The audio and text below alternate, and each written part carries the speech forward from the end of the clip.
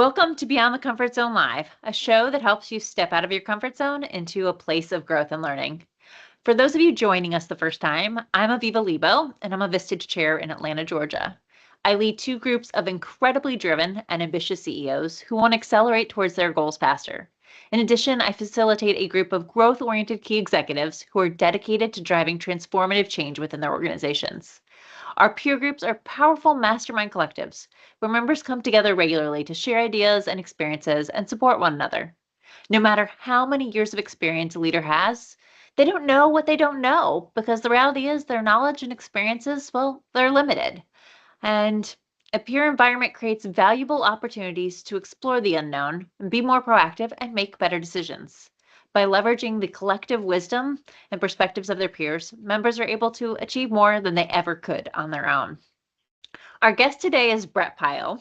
Brett is an NSA certified speaking professional, a TEDx speaker, and one of the most consistently requested and highly rated speakers on the Vistage speaking circuit.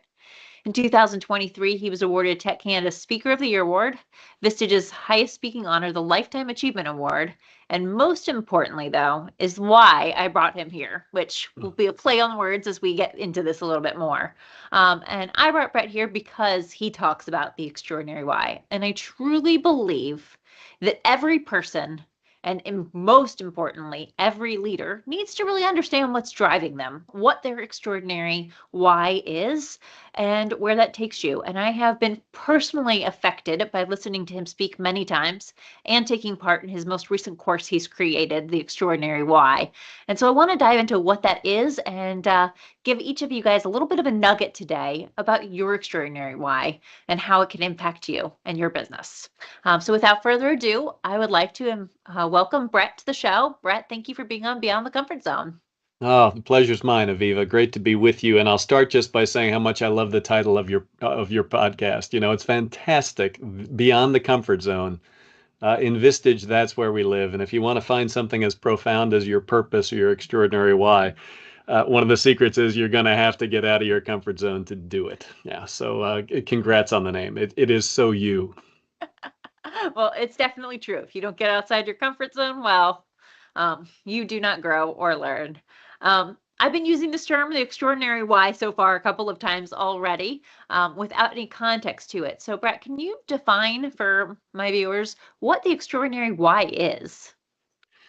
Yeah, so it's a great place to start, just with the whole title of the work, and I'll even rewind a little bit. I never set out to be a speaker. I didn't plan on doing it. I was a Vistage chair, like you were, and I had three groups for about 10 years. And after one of my programs, or after many of them, some of my members came to me and said, "Hey, Brett, you ought to be one of our speakers. You know, get onto the circuit and start speaking." And literally, I remembered saying, "What are you talking about?" I mean, the background tape in my head was, I don't have anything to say to these guys. And I think what they were essentially saying was, you know, Brett, you talk too darn much. Go speak somewhere so we can get a word in edgewise. But maybe, you know, I took them at their word, and I'm like, maybe there is something in there to say. And I started thinking about what they were saying. What is it that I say to these CEOs when I am coaching them that they found some value in? And I think the essence was there are so many business leaders and driven, ambitious people that set big goals and work really, really hard to achieve them.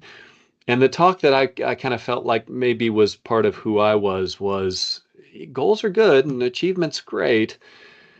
But what if at the end of the day, as in the end of your life, some of the goals that you set and achieved didn't really matter. They were irrelevant, and they didn't have the impact in the world you were really hoping to have with your life. Or worse than that, what if some of the goals that you set and achieved actually made the world worse by your presence in it? And that'd be a tough thing to live with. So I came up with this talk about what's your why, and not just your little why, but your extraordinary why. Who are you? And why are you here? Is there an overarching purpose to the reason that you're here, taking up space on planet Earth? So that's what I mean with the extraordinary why. So, you know, having delved in this a lot myself, I'm curious, what you've seen, having given this talk so many times in workshops and all that, the impact is on leadership. How does understanding and embracing one's why, or extraordinary why in particular, influence leadership styles, decision making, etc.? Yeah, well, great question. And I'll start not just with my experience. And I've been doing the talk now coming up on 14 years in front of Vistage leaders. And three years ago, McKinsey completed a study. It's kind of nice when the big consulting firms get into the work that you've been passionate about forever. But they did a study called The Search for Purpose at Work, and they had interviewed tens of thousands of people all around the world on this idea of purpose. And they found some things that, as purpose junkies, it really resonates with us, right? If there is a connection between my individual purpose and the purpose of the organization that I'm working for, then you get a huge uplift in productivity and resiliency and just everything lights up when there's a connection between my purpose and the purpose of the organization that I serve, which is why not non-for-profit organizations, mission-driven organizations can tend to hire people at a lower salary than those that are for-profit organizations or are not mission-driven or are not clear on the why that what they do. And when those two things connect, my purpose and the organization purpose, they aligned, huge uptick on everything. But what they really discovered, which was a bit shocking, was that as good as it is to have a large organizational purpose that is a rallying cry for all of us, individual purpose and my awareness of my individual purpose and my ability to live it out in this job actually trumps the organizational purpose. And so the conclusion of the study was wise business leaders are helping people find and articulate their own individual purpose, and then showing them how they can live it out in the job that they currently have. Otherwise, they will tend to leave you at some point.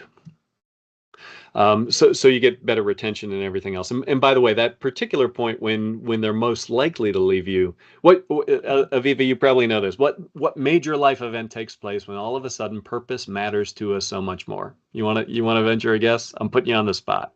Having a child. Yeah. Yeah, and that is not to say that if you don't have a kid, you don't have a purpose. Right? I mean, I promise you, if you are here, you're living, you're breathing, you're taking up space, then there's a reason for it. But it is to say that the moment we have a child, there is no doubt in our mind that some manifestation of our purpose has to be investing ourselves in them and helping them grow and find their voice and become who they're meant to be. And at that point in our life, anything like work that is taking time and attention and energy away from that endeavor better matter. And therefore, wise business leaders, hey, let's help you, each one of my employees, let's help you find your unique purpose. And then let's figure out how you can live that out in the job that you currently have. Otherwise, they're likely to leave you the moment they have a kid. Yeah. Yeah, it's so interesting because you're right. There's a lot of talk and craze in the world right now about mission-driven companies and finding the company's purpose, and that's very important. But the focus on the individual and organization has always been interesting to me, which is why I love coaching, which I do a lot of as a part of a Vista Chair and through my organization, Empower Leadership, because connecting people to what it is that drives them, what's holding them back, what really is motivating them, and figure that piece out. It's so interesting because as soon as they start to really develop that self-awareness, which many individuals don't have, and fine-tune themselves to it, it really can shift them as a person. And Majorly. and I think what you're saying about having a child is it's a moment of self-awareness, like many others, but a big one that kind of shocks the system and opens that up for you in a way that you may not have experienced before. Yeah, what a great way to say it too. And in fact, I've got goosebumps all over right now as I was processing what you were even saying. It's a moment of self-awareness. And if I think about that logically in my own past, probably, if I'm really honest with myself, up until the moment I had a kid, everything was about me. Hmm. And one of the secrets, one of the 25 secrets on the journey to find your purpose that I did learn along the way was that your purpose has nothing to do with you. I mean, it mattered. Nobody will even notice or probably even care that you were gone because you were all about you. And if our purpose then is, who are we here to serve? What causes are we here to advance with this one precious gift we've been given called our life? In order to get the answer to that question, we have to get the focus off of ourselves because we'll never find our purpose isn't about us. And up until the moment I had a kid, life was all about me. And then this child arrives and there's fundamentally nothing lovable about it. It smells bad. It deprives me of sleep. It makes a mess. It's awful. And yet I cannot help myself. For some reason, I have this newfound unconditional love for this thing. And it's not about me. And maybe that's part of the reason why in this moment of self-awareness it dawns on us that this whole thing called life really isn't about us. And if we make it so, we're not going to fulfill our purpose. Yeah. It sounds just honestly, it really resonates. Yeah. So a lot of people are listening right now and they're saying, okay, I get this. It makes sense. I should understand my why. I should help others understand it. Let's talk about the practical application of what it means to find your why. I know this is about to get extremely oversimplified because this is not a process you do in minutes in a podcast. But can you talk a little bit about, give some glimpses to some things that people can do to help to start uncover and unpeel that onion? Well, yeah, we can, and we can simplify it, and let's see how many of the 25 secrets we can come up with and cover in the time we have in the podcast. I think one of them is that you really do have to be all into this journey, right? And you have to be intentional about searching for it and finding it. I don't think your purpose is going to find you. Really don't.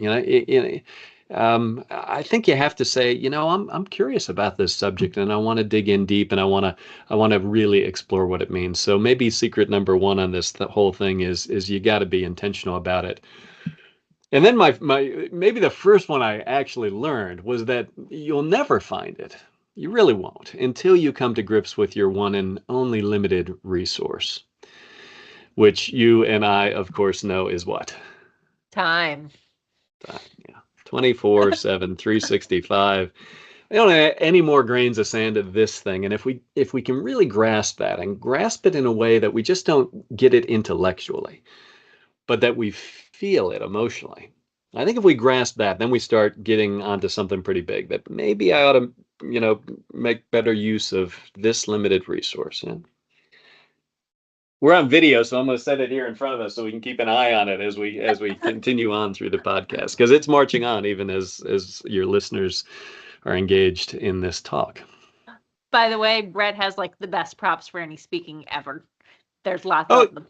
they're fantastic. I saw somebody use props and then they did a little bit of the value of props. And I'm like, that's fantastic. That just because it gives you this picture that you can hang on to and reconnect to that point. And time is kind of moving forward. And that was one of those earliest things. So on the journey to find these whys, I draw from a great leader, probably wrote the best book on personal development of all time, Stephen Covey.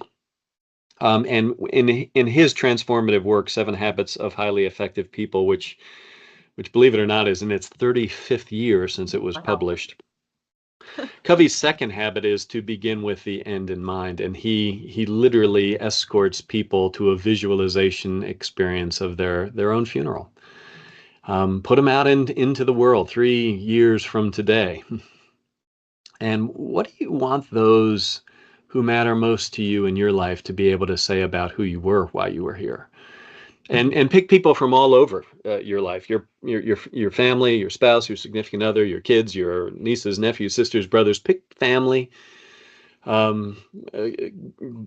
pick friends, and the friends that matter most to you. What would you want them to say? And dig even deeper and say, okay, and I spent a lot of my work at this, or a lot of my life in this thing called work. And what do I want my work colleagues to be able to say about who I was? And And then most of us have some sort of a community beyond all of that. Maybe it's a place of worship, or maybe it's a civic association where we're involved in advancing some big cause that matters greatly to us. And what do you want the broader community to say about who you were and why you're here?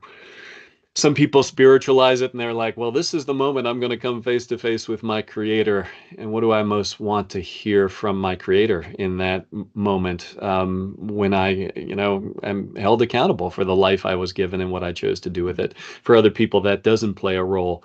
But either way, find those people that really do matter, throughout your life and all the spectrums. And let's get a really, really clear picture of what I'd like them to be able to say about who I was and the impact that I had on them. And that's a really, really big secret along the way, that there is a connection between your legacy, and not necessarily the legacy you will leave to the world.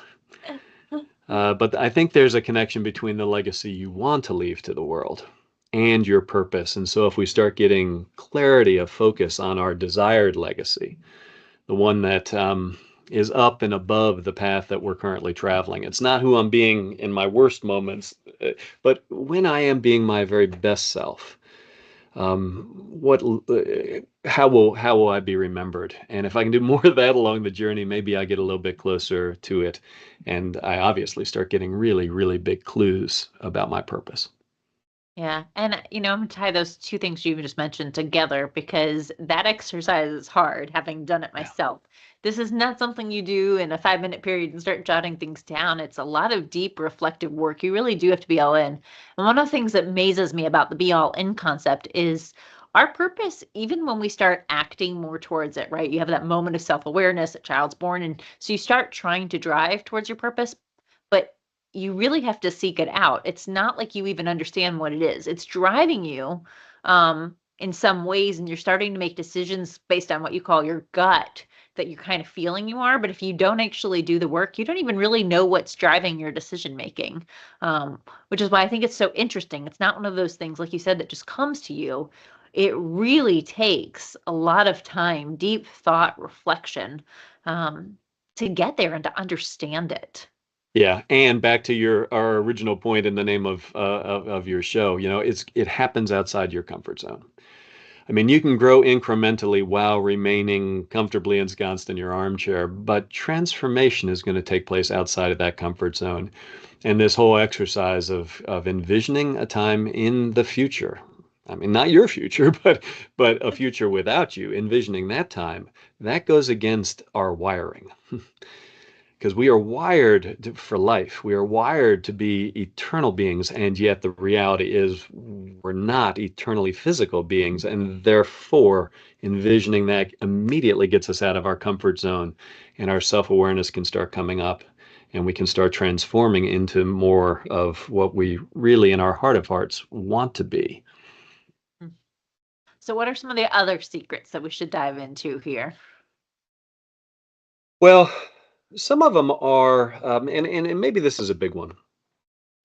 There are a lot of different books written on finding your purpose. I mean, Strengths Finders is great. Go, what are your physical capacities and your strengths and your abilities? And surely your purpose is lined up with some of your abilities. I mean, why in the world would you be created for a purpose that you don't have the ability to achieve, right? So let's look at our physical strengths.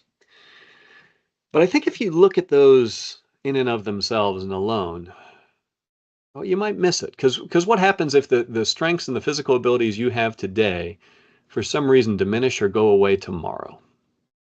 I mean, does that mean that you no longer have a purpose and you might as well check out, that you don't belong here anymore? I hope that's not the case. And I'm a huge Simon Sinek fan. I love Start With Why, and Simon approaches purpose from a very intellectual place, and I love the way he does it. It's fantastic. But I don't think that your mind alone can tell you your purpose. Back to the reason we've already talked about. Our mind is the seat of our ego. And our ego is all about self, and self wants two things from us. It wants us to be separate from others and superior to others. That's the job of the ego. And I'm glad I have one. I mean, it's helped me accomplish some good goals, and it's put a roof over my head, and there's a sweet car in my garage, all in service to my ego. But that isn't really all that purposeful. Um, Because our mind's about ego and our purpose, by definition, is about others. And so I think we have to use our mind, but we can't rely on it to give us a reliable answer. I mean, and there's another area we can go after. And by the way, here's a graphic for you. These are the four parts of who we are as a human being, right? We're physical beings, we're intellectual beings, but we're also emotional beings. We're hearts that can feel. And we can feel high things and be exuberant about living and life, and we can feel somber things when we encounter, the possibility that we will someday be food for worms. And so there are books written about find your passion, and your purpose is going to be aligned with your emotions and your passion. And I reflect on my own early life experiences. I was in my early 20s. I had a great job and a fiance, and yet everything was going my way, and I was profoundly unhappy. And so I went through this season of my life where I went to go and try and make myself happy and following my emotions. And I quit my job and I broke off an engagement and I ran off to the Caribbean to go make myself happy. Not exactly purposeful work. And it was in coming back from that and cleaning up the messes along the way that I learned some pretty big secrets.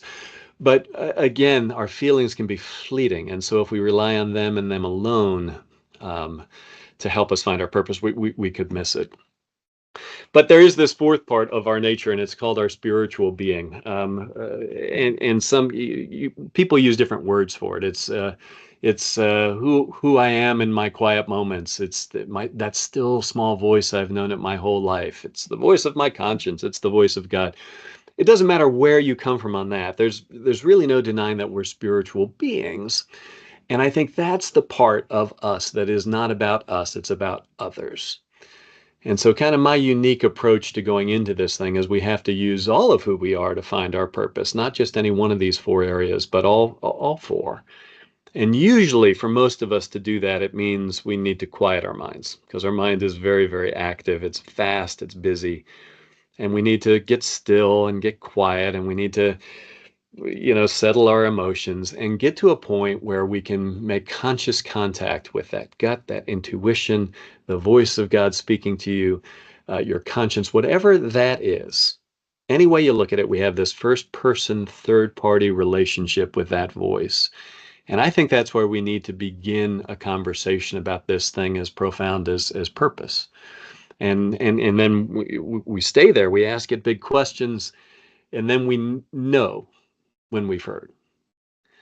And how do we know when we've heard?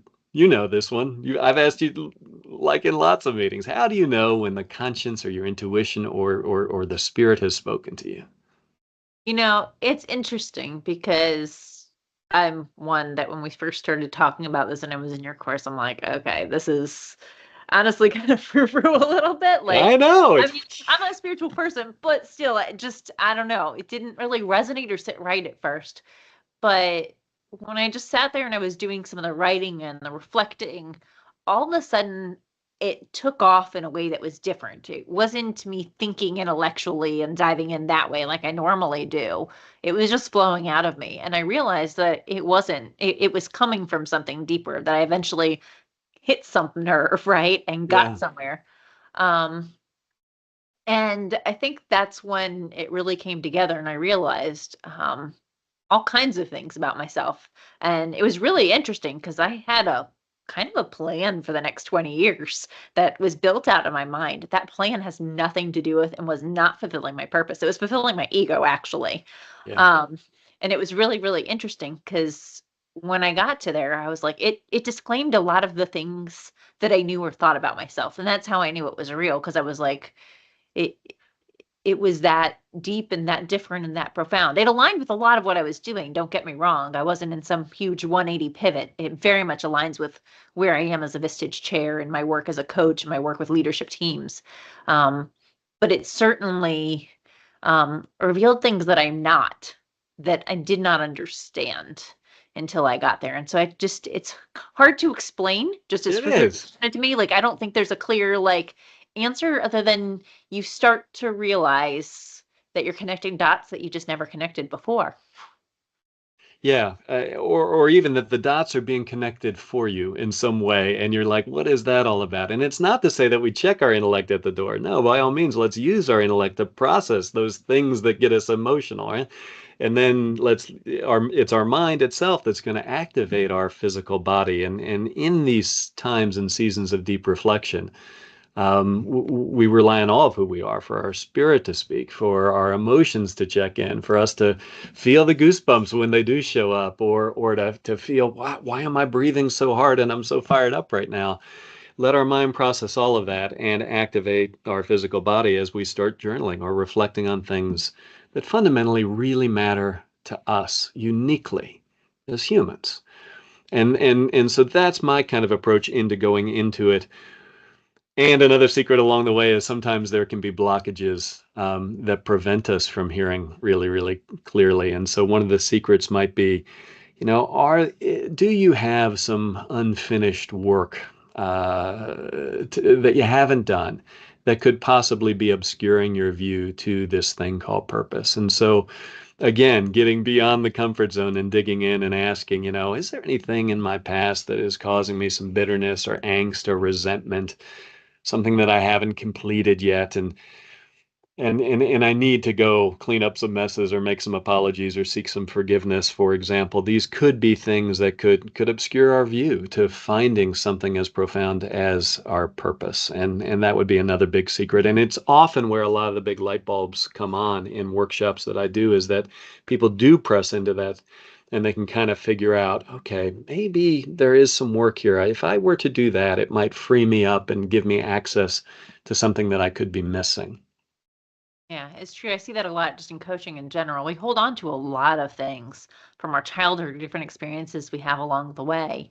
And it really holds us back from achieving what it is we're trying to accomplish. Even if you're in the intellectual standpoint where coaching, and feelings mostly live, there's always limiting beliefs that are holding us back. And at the point you realize that those limiting beliefs, probably served you when you were a kid or where you formed them, but that they no longer serve you and you're willing to accept that and start to let it go and move through that, that's when you start hitting aha moments. And I think that really sits with what you're talking about with the blockages and the why. You have to be willing to look at what's holding you back from your past, Yeah, willing to move through it.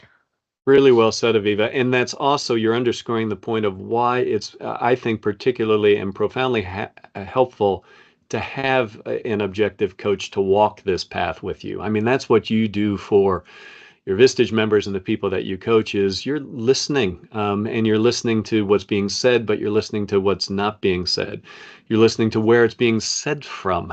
Is that coming from your mind all the time, or when when a little while ago when you said, yeah, it came when I was reflecting. And having a coach that can listen to the way your voice broke ever so slightly in that word reflecting. And then as a coach, you can look at that and say, tell me more about that. What's up with that? Follow that which makes your client emotional, and then all of a sudden you're having a very different conversation than you would have otherwise. And that's the value of having somebody, an objective third party, that can listen and do it over a period of time, right? Because a single coaching session, you may only pick up so much, but one coaching session a month, 12 months a year for several years, and all of a sudden, now I'm getting to know this person really, really well, and I'm able to see what's going on in them that maybe they might be blind to, because they haven't really had somebody like yourself doing that work for them. That's what I love so much about coaching. And honestly, it's also what I love about being coached. I believe every coach should also have a coach who's helping them see the things they're missing and not seeing, because the only perfect thing in life is being imperfect. So we all have work to do. Welcome to the human race. Exactly. Yeah. So we've talked about some different secrets, and I will let people reach out to you, go visit your website and other things, if they want to dive more into those and understand more about the extraordinary realm. I'll give you his contact info a little bit later on, when we're concluding. But I want to help maybe inspire people to understand what connecting the dots really does for an individual. You've given a lot of statistics and facts earlier, but can you share some stories, a story or two of where someone really did connect to that why and it really changed? Maybe they didn't change what they were doing, but it changed who they were doing it, or maybe it did make them pivot in their world. Yeah, lots of great examples about that because people come alive when they connect with their purpose, and that's actually one of the secrets along the way. When you feel alive, you feel like you're in the flow in some way, shape, or form. You're actually operating out of your purpose, whether you realize it or not. So thinking back on those times in your past when work was effortless and time was timeless. You would have done whatever you were doing and done it forever without necessarily even knowing the passage of time. These are all clues that we are on purpose. And so when we find those things, you see light bulbs go off. Um, I was just this week, last week, I was in a Canadian city and giving a program, and we were around this topic of forgiveness and watching an individual's countenance completely change when they made the intentional choice to forgive someone that they had been hanging on to some bitterness and resentment for a decade, and pressing in on what forgiveness was and what it wasn't. And in that moment, everybody in the room watched as this person, literally the countenance of this individual just changed when he just simply uttered the phrase, "Okay, I'm willing to let that go and forgive it." And it was like this lightness came over the individual. And for the rest of the meeting, this guy was just on fire with there's some power to this thing. There was another meeting a few years back. A gentleman just looked like death warmed over, where at the midpoint in the program, and he's like, "I feel like I'm so lost. I've been working so hard to build $1 billion company, and I don't think that's what this thing's all about. And why is that driving me to that goal, which is very tangible and easy to see?" And about 90 minutes later, as we went through some of the forgiveness work and other things, this individual said, "Oh my gosh, it's not about the number. It's all about the people and helping them kind of become all they were meant to be." And now this guy is actually, doubling and tripling his investment in his people and helping them grow and everything else. He's like, the number's going to happen or it's not. Either way, it doesn't matter. But these people, they're what matters. And so just finding this purpose suddenly gives you a focus of what you have to do in any given circumstance. If you walk into a setting and you're unsure of yourself or what is best required, if you had a 5 word or less articulation of your own purpose, all you have to do in order to have an impact is be who you were meant to be. Let your being, let your doing in the world flow out of your being in the world. And then all of a sudden, people are being moved by your doing. And so maybe in that we find two more secrets. Your purpose, I promise you, your purpose is not a noun. If you think that your purpose is something you have to go find and dig up and polish and then put it up on your shelf so it's in front of you forever as a beautiful prop, um, you might miss it. It's not a noun. It's a verb, and very specifically an active verb, a gerund verb, like loving or revealing or igniting. Some kind of an active verb like that indicates Brett's always been revealing purpose. He is currently here revealing purpose. And as long as he is living and breathing, he's going to be revealing purpose or connecting people to their purpose to help them become all they were meant to be. That's all I have to do in any setting. When I walk into the room is do that. And now I'm on purpose and time stands still and I'm fired up. And I think that's one of the key things is when you know yours, you can get through times of uncertainty, seasons in which you're uncomfortable. It's like all I have to do is this one thing, and I will have mattered, and I will have made my unique contribution to the setting, the conversation, the interaction, whatever I just am going into. This is all I have to do, and it's going to matter. Yeah, I found that in understanding more of it, and obviously there's still so much work to be done for me. It's not like I've got it, and I don't think anybody necessarily has it, right? Because you learn more about it as it gets uncovered in your life through different experiences. And it becomes a filter, right?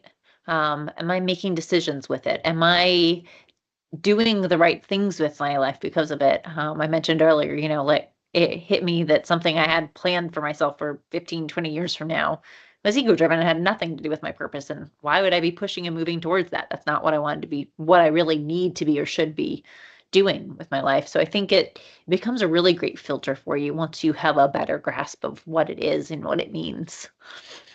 Yeah, good filters give you the ability to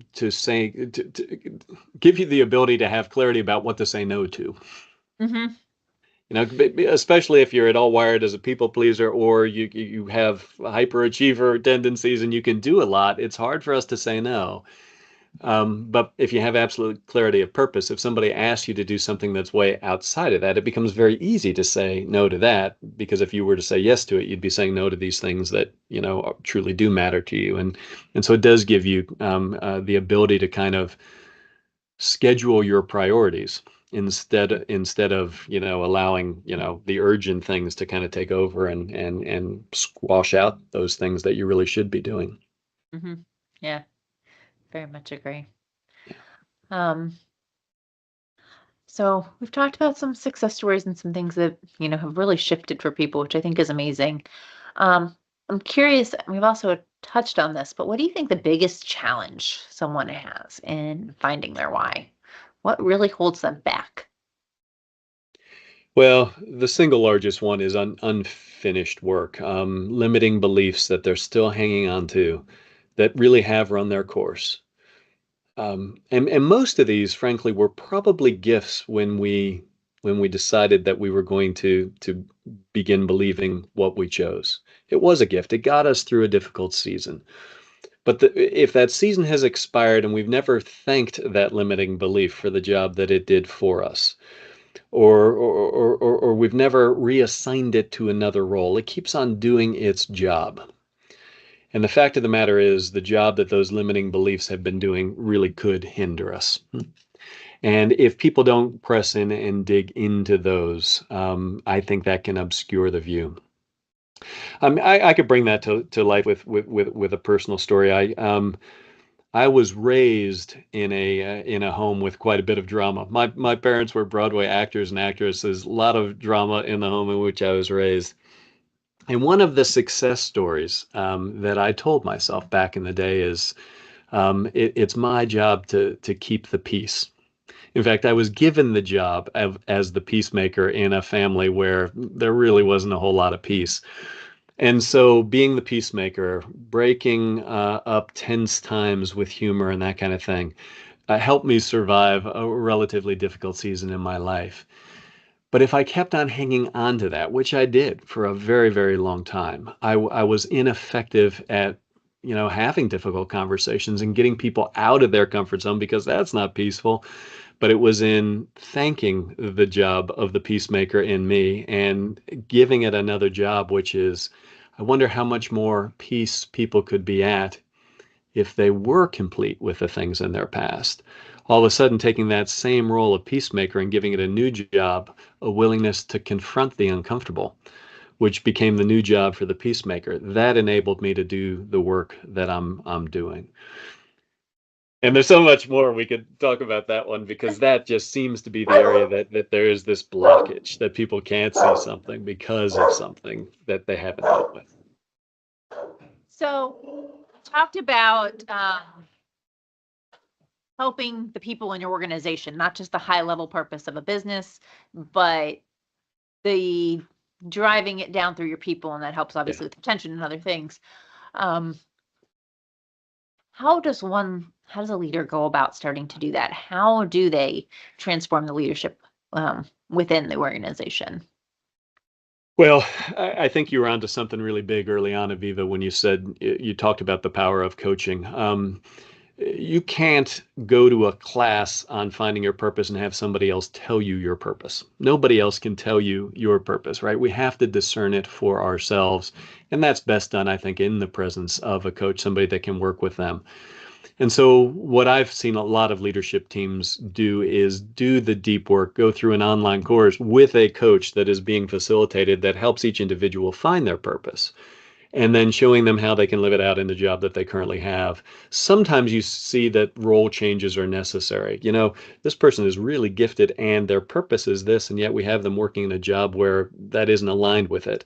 And so sometimes job changes might be required in order to do it.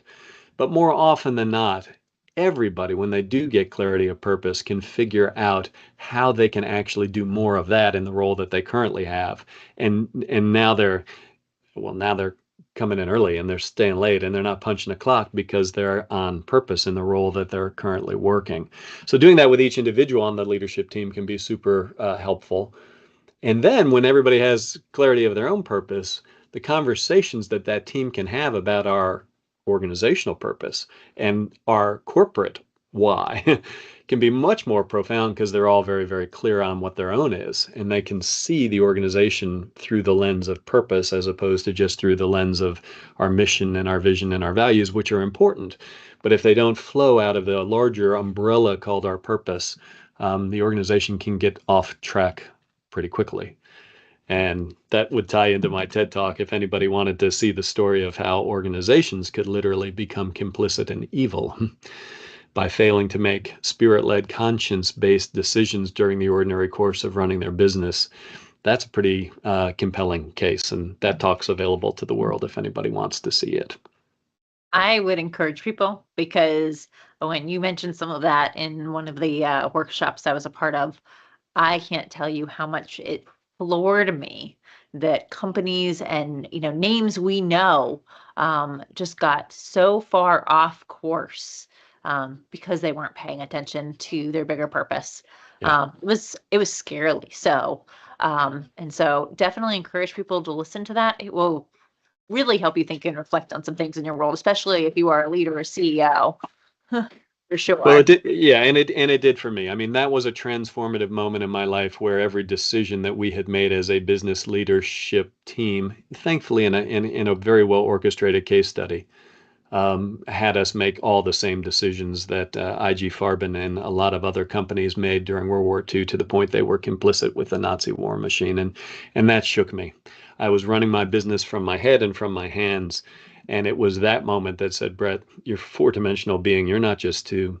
And if you don't make spirit-led decisions, if you do not tap into your emotions and encourage your people to do it, then you and the organizations you lead could literally go down this same path. And that was probably the genesis of a lot of this work. And that happened 15 years before I ever started helping people find their purpose with intention, like I've been doing now for the past 15. Well, getting close to time, so we're going to wrap it up. But I do have Brett's website and contact info in chat. So feel free to look up, learn more, reach out, watch his TED Talk. I can tell you it is well worth your time to dive in deeper to this conversation if it is speaking to you right now. Brett, before we go, I ask every guest this one question, so I'm going to push you out of your comfort zone just a little bit today. But in light of the show, what is something outside of your comfort zone that you've never done before? Boy, great question. I actually did do something for the first time last night that was kind of out of our comfort zone. There was an old closed golf course behind my daughter's house, and we actually took a car out on it and we drove all over this thing to see their property from the other side. And my wife is like, "What are you doing?" I'm like, "I don't know. It just seems kind of interesting, and let's go." So maybe that's not fair because it was more out of her comfort zone than my own comfort zone. But I love doing things that stretch me and seeing the parts of the world I haven't been to, and we've got a upcoming trip to Antarctica because when I was a little kid I remembered looking at a globe and saying I want to get to all 7 continents, and that'll be number 7. So that's coming up. I just think it's a lot more fun to live in that space outside of the comfort zone than it necessarily is. I don't always want to do it. But the moment I get up and start doing that thing, I do find the transformation is usually pretty close behind. That's awesome. Definitely someone who I don't have to challenge too much in that front. Thank you, Brett, so much for joining me today. It's been truly an honor to have you as a guest on my show. I want to thank everyone who's joined us. And until next time on Beyond the Comfort Zone, I encourage all of my viewers to try something new outside your comfort zone, because that's where growth occurs and life begins. Have a great day, everyone. Thank you.